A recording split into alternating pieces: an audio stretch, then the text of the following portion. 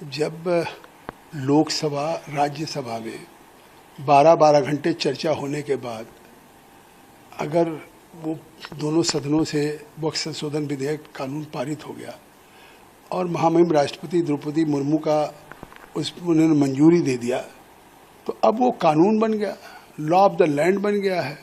और जब law of the land बन गया तो अब वो देश में लागू होगा।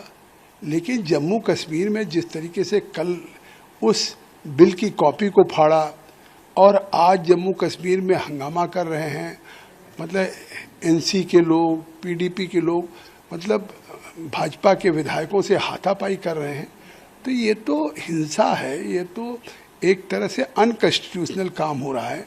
जो भारत की पार्लियामेंट को कानून बनाने का अख्तियार है और उस कानून को दोनों सदनों से पारित होने के बाद कानून बन चुका हो, उसकी प्रतियां फाड़ना, ये तो जनता का अपमान है। 150 करोड़ जनता जो देश की, उनके चुने हुए जनप्रतिनिधियों द्वारा पारित किए कानून का अपमान है और अनकॉन्स्टिट्यूशनल है। और मुझे लगता है कि एनसी हो, महबूबा हो, इनमें सब में आपस में होड़ है और ये केवल तुष्टीकरण की राजनीति कर रहे हैं। ये दिखाना चाहते हैं कि हम इस बिल के खिलाफ, हम आपसे ज़्यादा हैं। आखिर किस तरीके से किसी भी केंद्र के द्वारा बनाए गए कानून को, पार्लियामेंट के, उसकी प्रतियां कैसे फाड़ी जा सकती हैं और उसको कैसे रिजेक्ट किया जा सकता है। और जब स्पीकर ने जम्मू कश्मीर के कह दिया कि यहाँ पे वहाँ के बनाए हुए कानून को नहीं चर्चा हो सकती, और लोग तो सुप्रीम कोर्ट गए हैं। अब ये कानून अगर संवैधानिक है या असंवैधानिक है, इसका एक रास्ता है सुप्रीम कोर्ट, और सुप्रीम कोर्ट में भी होड़ लगी हुई है। तो ये चाहे जम्मू कश्मीर में आपस में एनसी, पीडीपी, सारी पार्टियों में होड़ है, इसी तरह से सुप्रीम कोर्ट में भी याचिका दाखिल करने की होड़ लगी हुई है। आज चाहे इमरान प्रतापगढ़ी ने किया हो, चाहे इमरान मसूद ने किया हो, जावेद साहब ने किया हो, ओवैसी ने किया हो, 13 याचिकाएँ हो चुकी हैं। आखिर वो याचिकाएँ कैसे स्टैंड करेंगे? उनको पता है कि केवल कोई सुप्रीम कोर्ट में याचिकाओं का अगर है तो उसकी 3 कसौटी है। एक तो पहले कि कोई कानून बना हो तो उसकी लीगल कॉम्पिटेंस है कि नहीं है। तो लीगल कॉम्पिटेंस तो दोनों पार्लियामेंट में के पहले जेपीसी में चर्चा हुई सरकार ने, और फिर वहाँ पे दोनों सदनों में चर्चा करने के बाद पार्लियामेंट ने कानून बहुमत के आधार पे क्लॉज बाई क्लॉज पे बनाया, तो उसकी लीगल कॉम्पिटेंसी पे कोई सवाल नहीं उठाया जा सकता। दूसरा होता क्या, कोई कानून आर्बिट्रीनेस बन गया हो, मनमानी ढंग से। तो जो कानून को अगर सरकार ने चाहती तो बहुमत था लोकसभा राज्यसभा में, सीधे कानून पास करा देती। लेकिन खुद किरण रिजिजू जी ने कहा कि हम इस पे और चर्चा चाहते, देश के स्टेक होल्डर्स के साथ चर्चा हो जाए, इस्लामिक स्कॉलर, वाइस चांसलर, बार के लायर्स या सभी के साथ। और 6 महीने चर्चा होकर के आया है। तो ये भी नहीं कि सरकार ने मनमानी ढंग से कर लिया है। तीसरी बात कि कोई कॉन्स्टिट्यूशन का फंडामेंटल राइट का वायलेशन हो, आज तो उसमें हमने इस संशोधन में कॉन्स्टिट्यूशन के को और मजबूत किया है। जो 2013 में कांग्रेस यूपीए में कॉन्स्टिट्यूशन का जो आर्टिकल 300A है, राइट टू प्रॉपर्टी, जिस राइट टू प्रॉपर्टी को कॉन्स्टिट्यूशन के सेक्शन 40 वक्फ बोर्ड के या उस वक्फ कानून के 2013 के, उसको ओवरराइड कर दिया था कि सेक्शन 40 में जहां चाहेंगे कोई संपत्ति भी वक्फ बोर्ड वक्फ घोषित कर सकती है, तो वो असंवैधानिक था। आज वो जो सेक्शन 40 वक्फ का कानून का था, वो कॉन्स्टिट्यूशन के आर्टिकल 300A पे ओवरराइड था।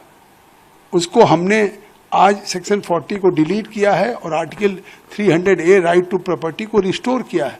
तो संवैधानिक है, संविधान विधि सम्मत है। तो मुझे लगता है कि याचिकाएं दाखिल कर सकते हैं, लेकिन 1 मिनट भी याचिकाएं ठहरेंगी नहीं, इसलिए कि यही 3 कसौटी होती है। जो बेसिक चीज़ें, क्या स्थिति थी उस वक्त जब आपने बातचीत करी, सारी चीज़ें करी, और आज के समय पे जिस तरह से हंगामा किया जा रहा है? ये कानून बनने का पूरे देश के लोग स्वागत कर रहे हैं। मैं कल दिल्ली में था, बहुत बड़ी तादाद में ऑल इंडिया पसमानदा समाज के लोग, राष्ट्रीय मुस्लिम मंच के लोग, उसके बाद तमाम मुस्लिम इंटेलेक्चुअल्स, महिलाएं, शालिनी अली, शाइस्ता, सूबी खान, एक बड़ी संख्या में कम से कम 1000 इंटेलेक्चुअल्स मुस्लिम ने कल इस बिल का स्वागत किया है। बड़ा कार्यक्रम हुआ, उसमें मैं था, इंद्रेश जी थे और हमारे सभी राष्ट्रीय मुस्लिम मंच और मलंग शाह का संगठन था, पसमानदा समाज का था और जमीयत उलमा का था। तो इस तरह से तमाम पूरे देश में आज गरीब, पसमानदा, पिछड़ा और महिलाएं इस संशोधन बिल का स्वागत कर रहे हैं, मोदी जी का शुक्रिया अदा कर रहे हैं। और ये केवल चंद लोग हैं जिन्होंने वक्फ की ज़मीनों पे कब्जा कर रखा है या जिन्होंने वो हैं जिसका फ़ायदा आज वक्फ का उन्हीं को मिल रहा है। अभी तक कहीं गरीबों को नहीं मिल रहा। एक कोई उदाहरण बता दीजिए कि कोई मेडिकल कॉलेज, इंजीनियरिंग कॉलेज बना हो। तो ये लोग विरोध कर रहे हैं। और ये डे वन से चाहे all India Muslim personal law board है, उसने काली पट्टी बांधने की बात कही, धरना दिया जंतर मंतर पे, पटना में दिया। लेकिन पूरे देश का जो अल्पसंख्यक है, मुसलमान है, इस संशोधन से खुश है।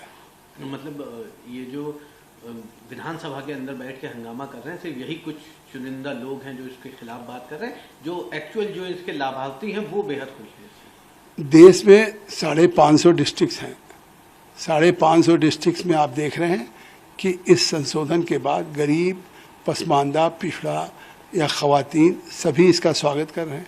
अब जम्मू कश्मीर में महबूबा मुफ्ती जो आर्टिकल 370-35A अगर लागू हो जाएगा, इसको समाप्त कर दिया जाएगा तो खून की नदियां बह जाएंगी। आज उनकी पार्टी के लोग बिल फाड़ रहे हैं, आज उसकी कॉपी, आज उनके लोग हाथापाई कर रहे हैं बीजेपी के विधायकों से, काम नहीं होने दे रहे हैं, एनसी के लोग हैं। तो स्वाभाविक है कि ये कुछ लोग जानबूझ करके हंगामा कर रहे हैं। लेकिन कौन उनके साथ खड़ा है? जम्मू कश्मीर की भी आवाम नहीं खड़ी है। आज जम्मू कश्मीर आर्टिकल 370-35